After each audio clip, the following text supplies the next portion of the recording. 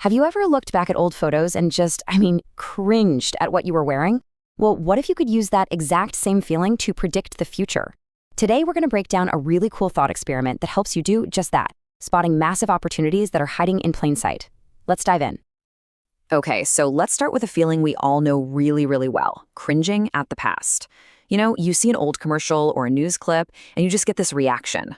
It's because with hindsight, so much of what we used to think was totally normal now looks, well, silly, inefficient, or sometimes just plain wrong. Just think about those original cell phones, right? We look back at those giant bricks with the pull-out antennas, and we can't help but laugh. It's almost impossible to believe that those things were once the absolute peak of technology. From where we're standing today, they just seem completely ridiculous. Or let's take something way more serious. For decades, cars didn't even have seatbelts. Today, the very idea of that sounds totally insane, doesn't it? It's a perfect example of something that used to be normal, but is just genuinely shocking to us now. And it's not always about tech or safety. Even design choices can feel bizarre when you look back. You remember bench seats in cars? Why was that a thing? These are exactly the kinds of past decisions that just make us shake our heads today.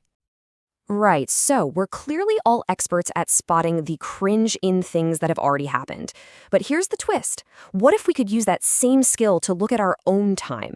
That right there is the core of this whole thought experiment. It's all about flipping the script on how we think about the future.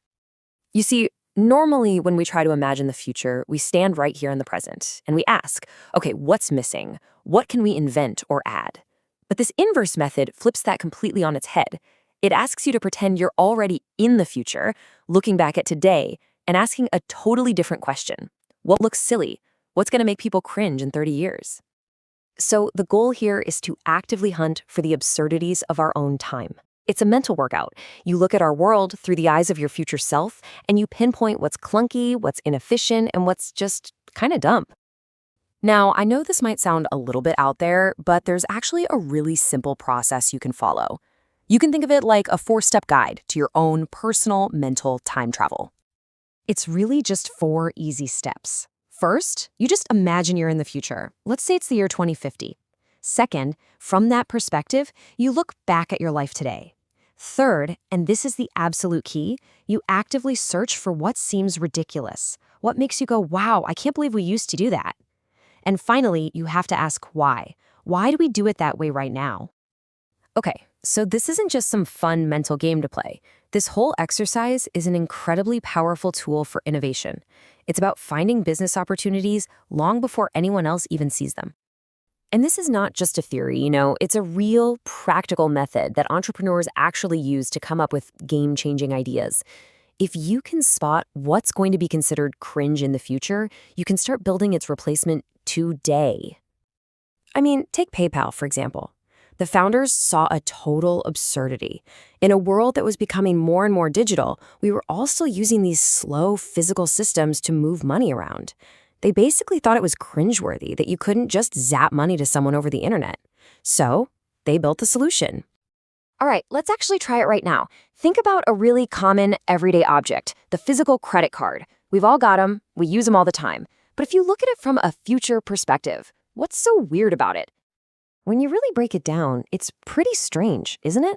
It is a literal piece of plastic, and its only job is to store 16 numbers. That is it. It's a clunky, physical key that we use for our digital money. From 30 years in the future, the idea that we all had to carry this little plastic rectangle everywhere we went, it's probably going to seem incredibly dumb. And that right there, that's the real power of this. Once you identify that future cringe, like the physical credit card, you can start to imagine what's going to come next. By seeing the absurdity today, you get to be ahead of the curve. And being ahead of the curve, well, that's where massive opportunities are born. So now the challenge is for you. This isn't just about credit cards or old cell phones. This mental model can be applied to pretty much anything in our lives. It's your turn to look around. Seriously, I want you to actually look around the room you're in right now. Look at the stuff, the routines, the things you do every single day without even thinking about it. What among all of that is just waiting for a future generation to look back on and cringe? What is just waiting to be replaced? Because here's the secret. The future isn't some far-off, unknowable thing.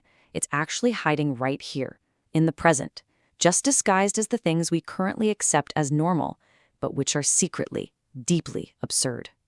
Go find them.